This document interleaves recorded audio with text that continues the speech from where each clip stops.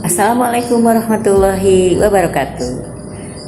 Pagi hari ini kita akan membahas tentang kata baku dan kalimat efektif. Kata-kata baku adalah kata yang digunakan di dalam bahasa Indonesia dan untuk pelajaran-pelajaran lainnya, dan ini digunakan biasanya untuk pengajaran atau ilmu pengetahuan. Sebelum memulai pengajaran ini, kita mengucapkan Bismillahirrohmanirrohim. Semoga pembahasan tentang kata-kata baku dan kalimat efektif ini bisa bermanfaat untuk kita semua. Kita memulai memahami kata-kata baku.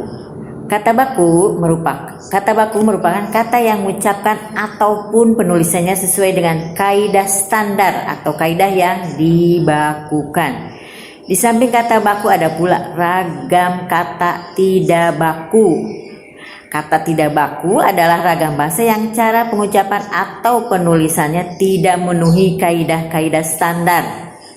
Adapun kaidah standar yang dimaksud dalam kata baku berupa 1. Pedoman ejaan bahasa Indonesia (EBI), 2. Tata bahasa baku, dan 3. Kamus umum. Penggunaan kata atau bahasa baku memiliki fungsi sebagai berikut. 1. Pemersatu. Pemakaian kata-kata baku dapat mempersatukan sekelompok orang menjadi satu kesatuan masyarakat bahasa.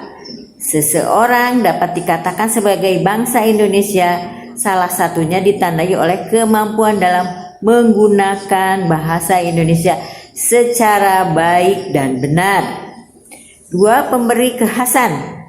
Pemakaian kata-kata baku dapat menjadi pembeda dengan masyarakat pemakai bahasa lainnya. 3. Pembawa kewibawaan. Pemakaian kata-kata baku dapat memperlihatkan kewibawaan pemakainya. 4. Kerangka acuan. Kata-kata baku menjadi tolok ukur bagi benar tidaknya pemakaian bahasa seseorang atau sekelompok orang. Sekarang kita bahas ciri-ciri dari kata baku sebagai berikut. Tidak dipengaruhi bahasa daerah. 2. Tidak dipengaruhi bahasa asing.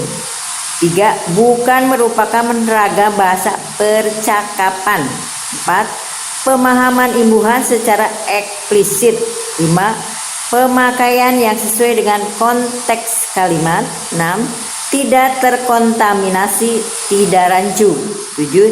Tidak mengandung arti pleonasme.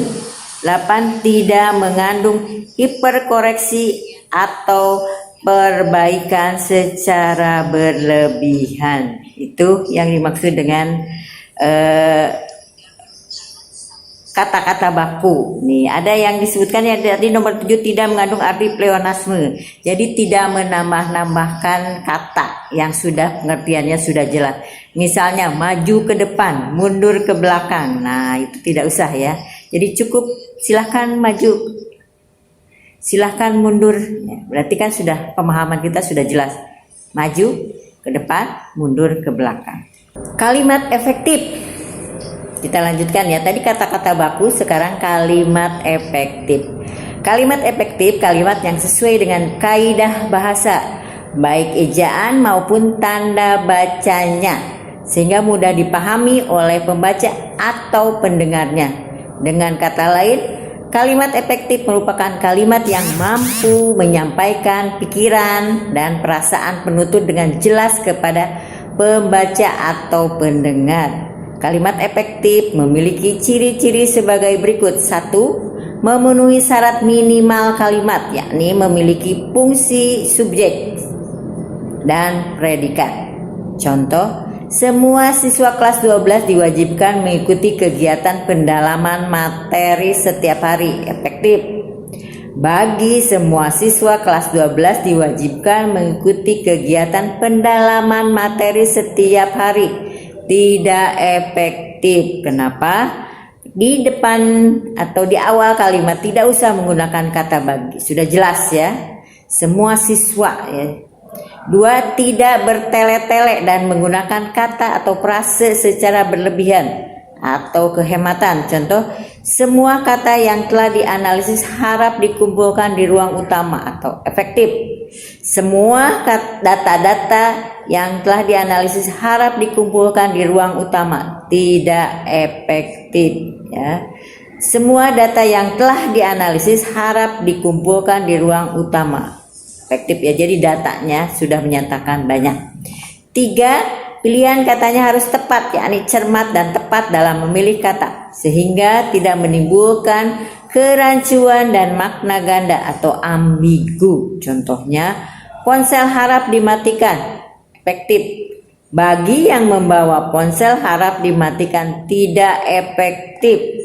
4. Bersifat logis, yakni ide dalam kalimat dapat diterima atau dimengerti oleh akal dan sesuai dengan kaidah EBI, Ejaan Bahasa Indonesia. Contoh, Bapak Kepala Sekolah kami persilahkan, efektif. Waktu dan tempat kami persilahkan, tidak efektif. Tidak jelas ya siapa yang dipersilahkan. Waktu dan tempat tidak bisa dipersilahkan. 5. Menggunakan kata yang baku atau benar sesuai dengan kaidah EBI, Ejaan Bahasa Indonesia. Contoh, kualitas barang tersebut tidak sesuai dengan harga yang ditawarkan, efektif. Kualitas menggunakan kata W, barang tersebut tidak sesuai dengan harga yang ditawarkan, tidak efektif. Jadi penulisan kata kualitas pakai QA bukan kue ya. Mudah-mudahan bermanfaat penjelasan kata-kata baku dan kalimat efektif ini, dan kita bisa mengingatnya kembali, dan jangan sampai salah lagi menulis di dalam tulisan-tulisan yang berhubungan dengan pelajaran, ilmu pengetahuan, ataupun apa saja yang berhubungan dengan pelajaran. Terima kasih. Atau bahasa baku ini bisa digunakan untuk keperluan sehari-hari yang formal. Terima kasih saya ucapkan atas perhatian dan kerjasamanya dalam melihat bagaimana kita memperlakukan kata-kata baku dan kalimat-kalimat efektif dalam kehidupan kita sehari-hari. Wassalamualaikum warahmatullahi wabarakatuh.